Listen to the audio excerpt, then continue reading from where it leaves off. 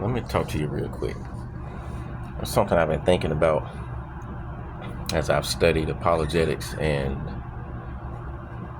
something that it's a really big thing, and it's worldviews. And everyone, whether they want to admit it or not, they have a worldview.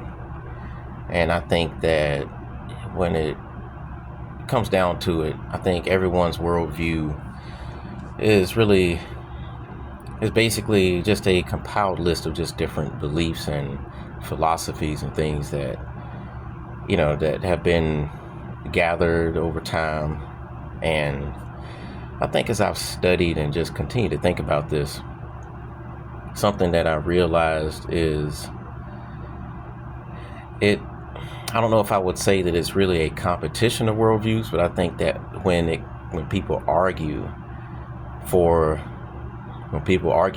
Christ or the existence of God, evidence for God, and even those on the opposing side, I think that when the arguments take place, I think that's where there's a clash of worldviews, and that's where it basically becomes a battle.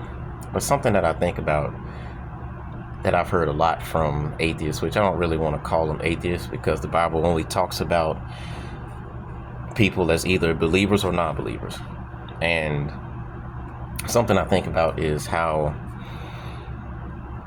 when it comes to worldviews, it seems to be a matter of inductive reasoning versus deductive reasoning.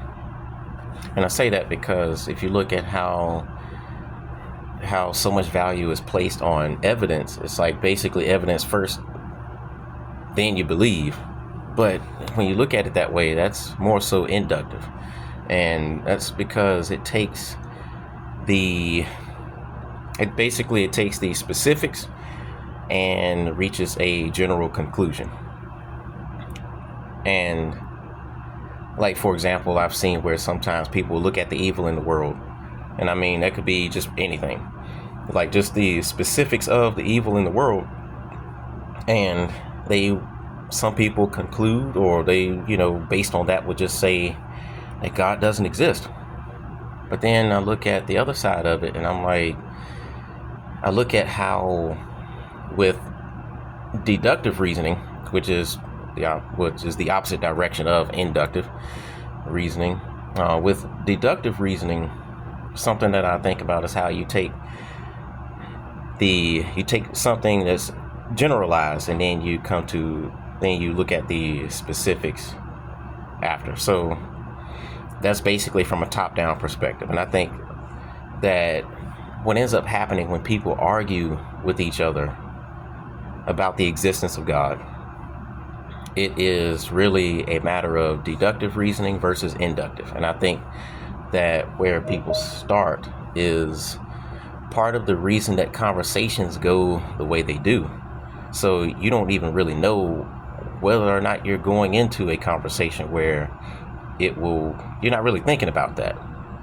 Well, I would say some people are, but I would say a lot of times people aren't really thinking about the inductive reasoning versus deductive. And I'm not saying that you can just reason your way into belief in Christ, because that's not how it works. However, one thing that I think we have to understand is one of the best approaches isn't to just go in thinking that, okay, this person's going to be arguing this way or something like that, because that's not really going to get anywhere. So I don't really want to keep talking about what types of reasoning is being used and, all of that stuff. Because, you're going to use either one or a combination of both, just however it happens. You'll start with one or the other. And it was just something that I have been thinking a lot about. And I think, too, I would have to say another aspect of the clash of worldviews is realism versus anti-realism. I think that we just don't realize that the way we argue, it falls under those categories. We don't know what we're going to be faced with, who we're going to be up against, but we have to be able to, to discern and try to meet people on their level.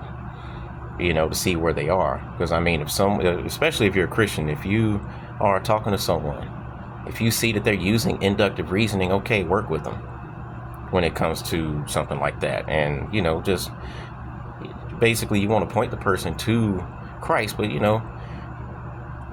just look at the pieces, look at what they're saying and the pieces of what they're saying. And you'll find a lot of times it is inductive reasoning. But those very things can, and they do, point to Christ. And that's something I think we need to keep in mind. Peace.